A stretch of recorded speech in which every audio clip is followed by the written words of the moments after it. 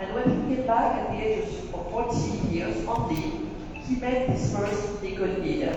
He was facing a woman who was only 72, very symptomatic with aortic stenosis, who was refused by the surgeon because of only her age, and he decided to do something, and he decided to do an attempt of balloonoplasty, even though the valve was classic aortic stenosis and not a congenital disease. The improvement of the patient was great, and she used to come back to the department for months and months. It was published in the Lancet, and it was the beginning of a big story with many fellows coming to Rouen, many patients coming to Rouen, Alain Cribier traveling all around the world, organizing seminars, etc. So huge enthusiasm in the community because there was a clinical need for these patients. But as you know, at the end of the restenosis, it was obvious that there was restenosis after balloon valvuloplasty, almost in all cases. And again, a big quality of Alain Cribier was his sense of observation. What did he observe? He observed that the balloon could always be circular when fully inflated. And that's why he thought, why not adding a stent with a new valve inside to maintain the native valve open and have a new valve using transcatheter technique on local anesthesia for these patients who were too fragile to undergo surgery. So that was his concept, which came very early, at the end of the 80s. I remember very well, I was a resident, and he had this crazy idea. So for more than 5 years, his leitmotif was, I need a prototype. Of course, we needed to test it and to be able to advance. It was impossible to convince a company. You know his words, he was always saying, because it was true, he had always the same answers for our companies: it's dangerous, it's impossible. Despite his drawing, which are exactly what we have today for a balloon expandable valve, the way it should work, crimped on the balloon, inserted via the femoral artery using local anesthesia, it was his idea since the beginning. Despite the homemade prosthesis which was done, and despite the concept of cadaver. And the chance came at the end of the 90s, so almost 10 years later, when he finally met two really special engineers who were working with Fortis and Datascope, and they decided together with Martin Leon, who is on the right, to create a startup because there was no other option. And the next step was to find someone to make the prototype. And he has an eternal gratitude to the engineer Asaf Bash, an engineer from Aran in Israel, who was just hired in this small company from Medtronic, and he did this first prototype. So really, each time Alain Cribier was grateful to this engineer Asaf Bash. So we had a prototype. We could do 100 sheep. And then we moved, as you know, but I don't want to enter the detail. It's just that Alain Cribier is known for his innovation on aortic stenosis from balloon valvuloplasty to the first-in-man procedure. And I will let you know after, but what about he's known for other characteristics. So first-in-man was performed in April 2002, as you have said, with Alain Cribier, of course. I was in the middle, and Christophe Font. You all know this picture and these results which were published in circulation. The procedure was done on local anesthesia in a young patient who needed cardiogenic shock, who was sent for balloon, but he was not improved. And you can see the extraordinary result, hemodynamic result after the implantation of this first transcatheter aortic valve in a patient who was totally conscious. So it was really a very impressive day. You can see Alain Cribier with the patient 3 hours, 7 days after.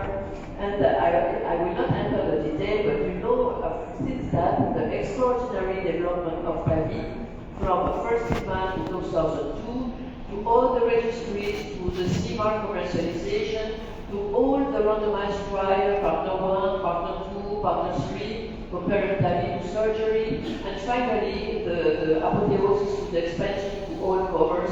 And at the same time, in parallel, a little later, the same trials with the core valve. So it's really an extraordinary adventure.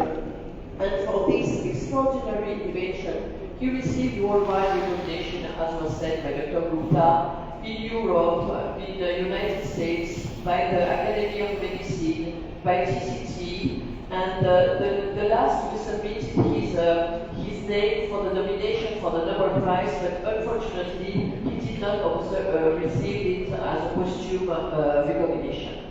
So, but what I wanted to tell you is that beyond TAVI and beyond this great innovation on aortic stenosis, he was really a true inventor because he developed several innovations. Before aortic stenosis, he was the first to do intracoronary thrombolysis for acute MI. You can imagine it was 40 years ago, at the time where they didn't know if the infarction was related to a thrombus or infarction led to a thrombus. So it's quite incredible. He was also the first to develop a specific stent, a coronary stent, which was in fact the subject of my medical thesis. And also he invented rapid pacing. So rapid pacing, you know, is absolutely mandatory. So each time he had plenty of ideas.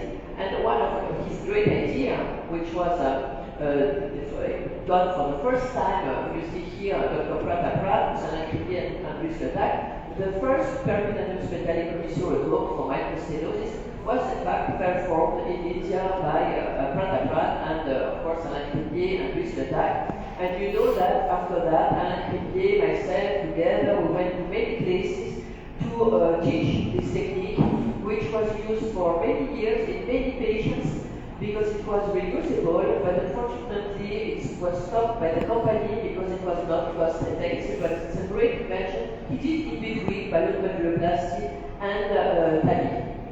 Beyond the physician, beyond the innovator, he was a great physician. And for those who know him, he was really beloved by his patients, his family. You can see here he's sitting next to a patient. He was very simple, always explaining with simple words the pathology, taking time to discuss with them, to reassure them, taking time to give them hope in the future. And it was really a good quality. And up to tonight, patients ask news about Alain Cribier and recognize his human qualities. He was, as was said, an excellent teacher, and he loved to teach. He loved to teach on site, near a webinar. He loved to travel to teach in all the countries in the world, to teach in our medical training center. Always people were passionate to hear him. He had good explanation, very simple, always providing tips and tricks. And you see him in the middle in India with this metallic commission. He was, to be able to do all of that, was a very hard worker, a perfectionist. And I always remember when we were together in India, he was always accepted, even if it was 7 p.m., to go to another place in India, to another center, to give a lecture, to do cases. It was incredible. He was working at night, was working over the weekend, and never complained.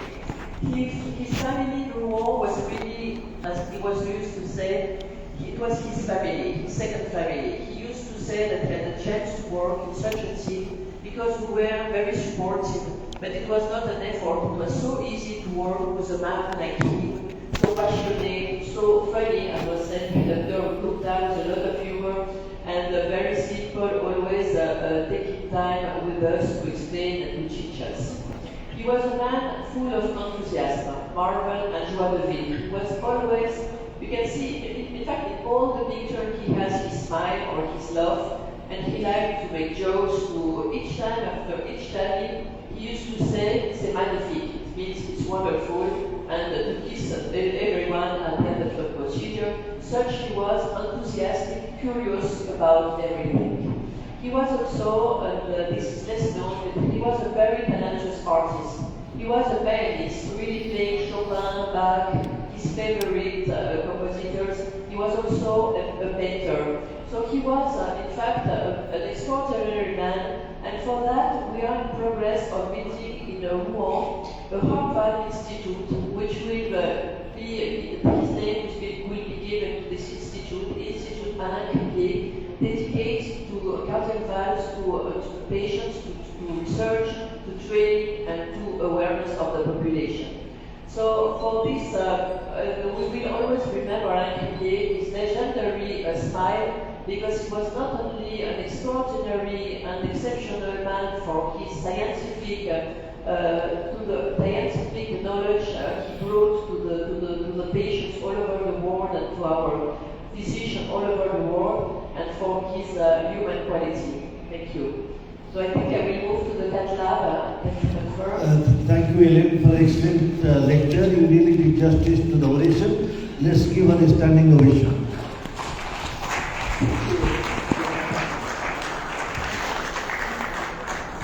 May I just add one thing? Everybody knows Dr. Cribier for his valve, but we learned everything from corollaries. He was a fantastic corollary operator and very fast in his speed. I mean, the speed of his working, his confidence was par excellence. So he was not only corollary valve man, but he knew interventional cardiology completely. Thank you, Dr. Rath, for taking this Next is the live case from France. Anant, can you just moderate the session? Okay, I go to the live case. Okay? Yes, I go.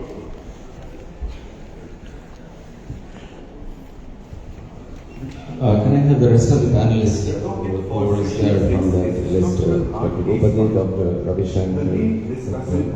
Amit Charashia, Dr. Manjunath sir, Dr. Bali, Dr. Vikram, Dr. Prashant, and Dr. Mohanty.